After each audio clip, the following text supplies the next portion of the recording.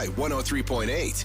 Hello there. Yes, my goodness me, it's lovely to have you listening. And we've got this fantastic hour ahead of us where essentially you're going to come out of it, I promise, a better person indeed, or a better communicator at least, than when we went in. Because you know, there was a time when presentation skills were treated as a sort of an extra, useful maybe for conferences, maybe the occasional investor pitch, but that has now completely changed. Today, leaders are expected to communicate constantly, whether you're on a video call, for example, that could be a daily event, whether you're on stage, sometimes there's town halls, and then of course there's the whole LinkedIn world.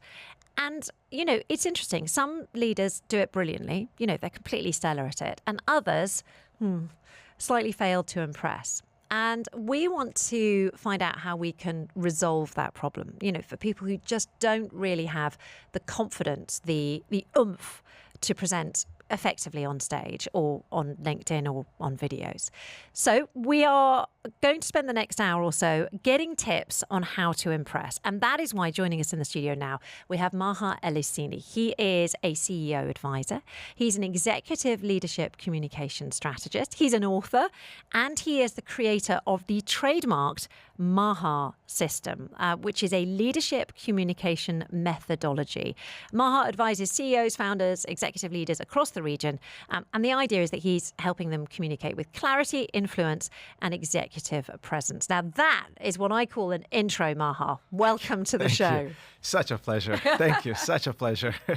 It's great to have you join us in the studio. And we were joking just before we sort of started talking on air. Clearly, you're going to be a great speaker on the show today. Thank you. But I understand that you weren't always confident. What's your story? What brought you into this field? Yes, it was a serendipitous discovery that I stumbled upon this journey, so to speak. I was just sharing backstage, Paul here, that I was asked to speak years ago in Vancouver, in Canada, and it was at Toastmasters event.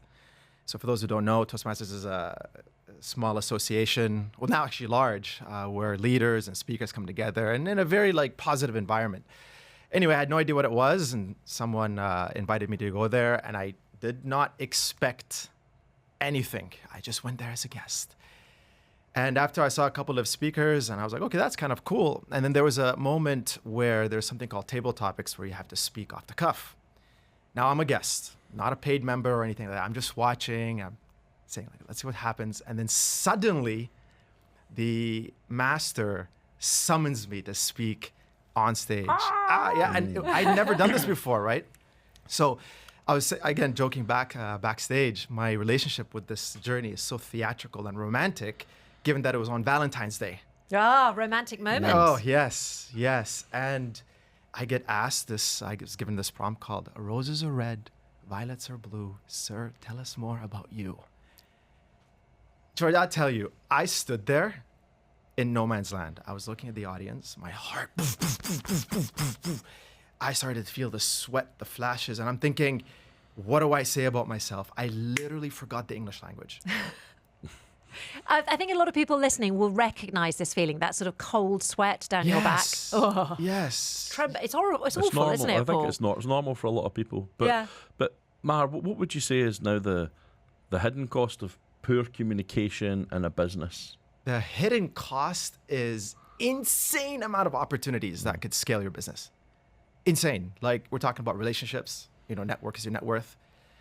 We're talking about tons of money that could be completely lost because of a poor presentation or poor delivery. You're a CEO, you're a director, you're a VP, you're an entrepreneur, you're a visionary, but you can't deliver the idea with the passion that is equal inside your mind. It is detrimental, massive cost. I think we're more conscious now, right? We, like you said before, it was just a bonus if you were a great speaker. Now it's an expectation. I think we're more conscious now. There's so much video content and awareness around being able to speak. Now, when you work with CEOs and founders, what's the most common mistake you see in them in terms of how they communicate? They get up there and they just rush.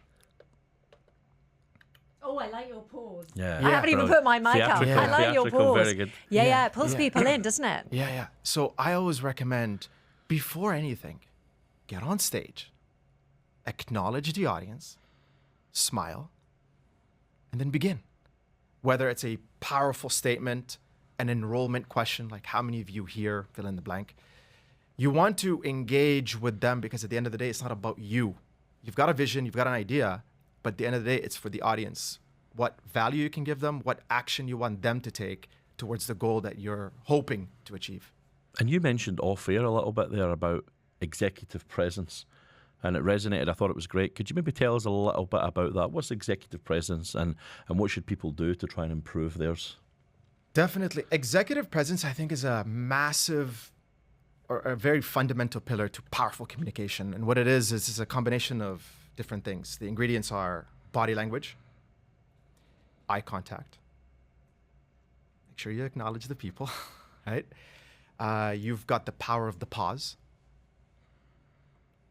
Silence brings people in, right? When you're, and the choreography of the stage, the vocal variety, the color you bring, the emotion that you bring. I think that's so important. You can't come up there. How many times have we been in a conference or have seen a leader just speak like this the whole time, and it's just been a very monotonous, boring, you just feel, for the love of God, like.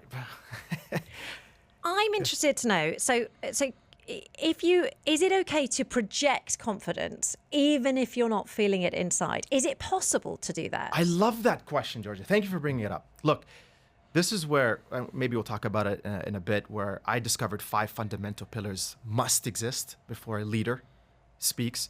I think the first one is predicated on mastering your mindset, right? There's a mental model that's operating right now. It's a thermostat, so to speak. You have to change the thermostat first and foremost to speak like a leader before you can present like one. So we'll dive in it, I assume, later. Oh yeah, don't yes, worry. yes. I'm going to use that as a tease. Yes, yeah. But stay tuned, because in the next 5 minutes or so, we will hear about those 5 pillars. I mean, the thing is that quite often when people are standing on a stage, they're actually about to talk about something that is quite sort of strategic, possibly boring, possibly technical. Is it still appropriate to have this sort of executive presence in those contexts, or do you need to sort of temper it according to your audience? Great question. I would predicate it on 2 different things. One, it's always better to project the executive presence than not to. Also, read the room. It is your duty as a leader, as a presenter, the individual behind the vision, to read the room. You've got to have that invisible line with the audience, so to speak. You've got to tap into that ethereal energy. You have to, otherwise you lose them. And I always say it's your responsibility. It is your responsibility to deliver value to the audience. Okay, so I love all of these ideas, but I bet there are people sitting out there right now thinking, yeah, but how do I learn how to do this? Like, I get the principles, I get the ideas, I get what I ought to be doing, but how do I learn it? That gap in between achievement, desire and achievement.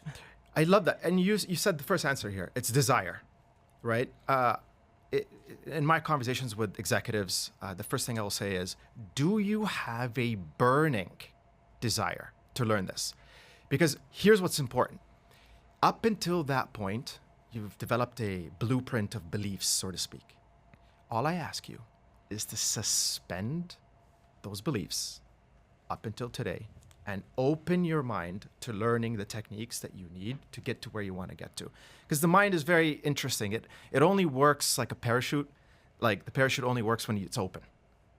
So for the mind, you have to open it to allow yourself to begin learning. And of course, there's a lot of techniques that we can get into it. Well, I would love to get a bit of advice for my team from you while you're here. Okay, so I've got a very strong team of consultants, the best in the business, okay? Around 20 of them. And we do a lot of presentations. Bear in mind, to people who know nothing about what we're going to talk about, so they're the expert. The same 2 or 3 people are the ones that always come forward to go and deliver these presentations. However, the best salespeople, the best consultants say, I don't want to do it, I don't like doing it. But I'm pushing them to do it, right? I say, you're the expert, you know this, the audience doesn't. So can you give me one simple habit that these people could do to make them sound more confident and more credible almost instantly?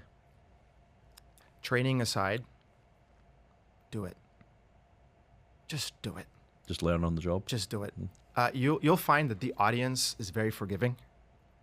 You'll find that the audience always wants to see you succeed. We like an underdog. Right. Is it true? Is It it is. true? Do you think audiences are always... Absolutely. I will bet anything on this, and I'll challenge the listeners. When you go to a concert and you pay a ticket, do you want to see the singer fail? No, because then I've wasted my money. Exactly. Yeah. It's the same concept, right? Now, granted, you're going there for your work or what have you, or even... So just keep that in mind. The audience is actually there to say, okay, I want to see something good here for me. They're all tuned into WIIFM, which is what's in it for me. So if you lead with that, I think you've got a really good shot on delivering something good. Okay, that is really good advice. And oddly enough, I MC on a regular basis, and I've never thought of the audience as being on my side. So that's a transition for me. It's a shift. Yeah, Maher, we're going to keep you with us if that's okay, Yes. because after the break, we really want to get into these frameworks, which you have teased already. So a lot of leaders know they need to communicate better, but they don't know what to practice. So Paul, you got to get your team. This is going to be we're going to be making notes for the next 10 minutes. That's what we're going to get into next. And if you are listening now and you've got any questions that we haven't got around to answering yet, or maybe that Paul and I haven't thought of yet, please get in touch, 4001, that's the SMS, or you can WhatsApp us on 04871 5500. You are listening to Starting Up with Virtue Zone, only on Dubai Eye 103.8. Starting Up with Virtue Zone. On Dubai Eye 103.8.